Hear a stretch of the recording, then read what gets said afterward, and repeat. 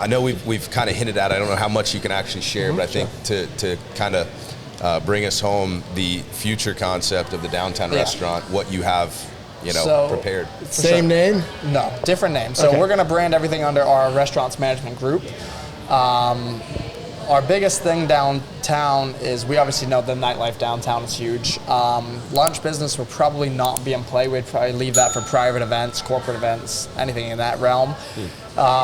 It's a really big market down there that unfortunately we don't really there goes tap my lunch to. Spot Exactly, next door. yeah. Well, we can figure something out for you. We'll have someone on site. There you go. Office catering. Perfect.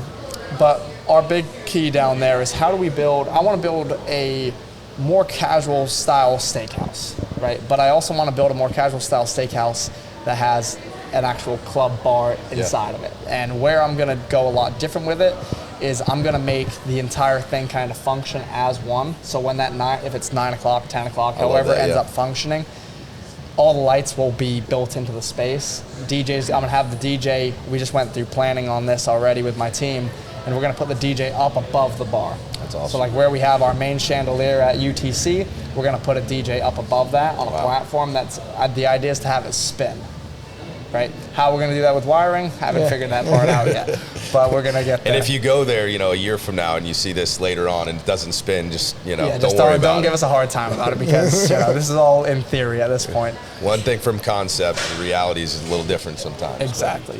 I'm sure you can figure it out. There's got to be a way. But where we're going to be really, really hitting the nail hard of downtown is how do we build an absolutely phenomenal, my goal truthfully is I want to find a way to either win a James Beard Award or a Michelin Award. Right, both are extremely difficult to get. There's a lot of different criteria that you have to hit, but we are building the space to achieve that.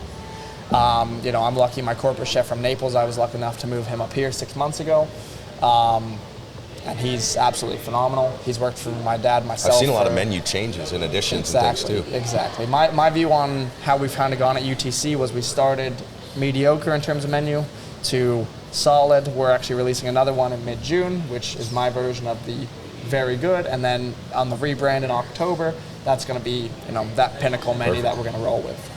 So to somebody that maybe came a year and a half ago and had a bad experience, what would you say?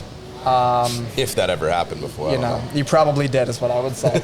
Our first 6 months were rough. Anyone in the business would tell you, even when you start any business, it's tough. Yeah. And I think where the majority of actual business owners would understand, and they would say, hey, you know what, you had your growing pains, you got past that, now you're operating. And I would confidently say at this point, being in mid-May of 2023, we are at our very best in terms of our staffing levels, our quality of staff, both front and back of house and bar. And we're only spending more money to make this better and better and better. That's awesome. It's one of those things in business now.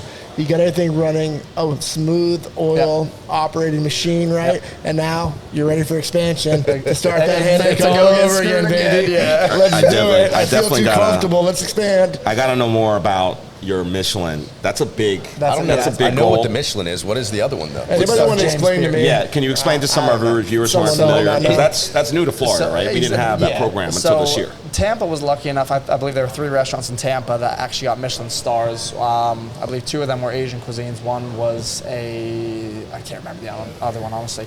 So Michelin stars basically you don't apply for it. There's no strict criteria on it. But what it is Michelin, as in like the company, sends tire company, French right? Tire company. Yep. So they send in people to ideally the best restaurants in a city, right? And they will send separate groups of them in. You won't know who they are, what they do, whatever, and it's based off of the quality. It's of like the food. a secret shopper, essentially. Exactly, quality of food.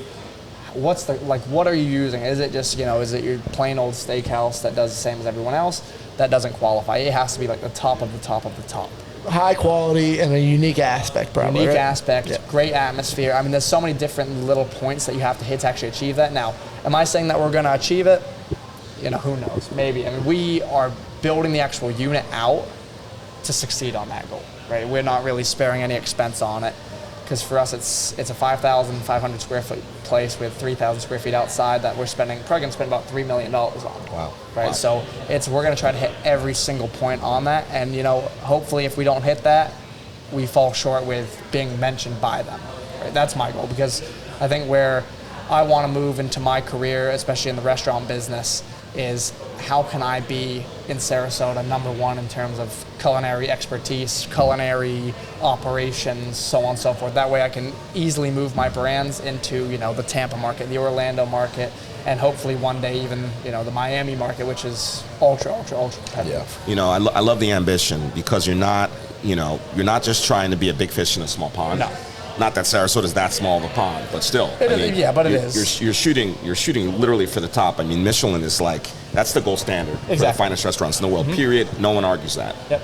And, and I love that you've laid it out and you're making the investment on the front. I'm a big fan of the old Yogi Berra quote, if you don't know where you're going, you just might get there. Exactly. So you definitely have a vision of where you're going, and I'd love to see you get there. Yeah, I appreciate that. Yeah, I mean, it's definitely a long road. This is, hopefully it's a 20, 30-year journey in terms of where the companies go and what we can achieve. But, hey, we'll see.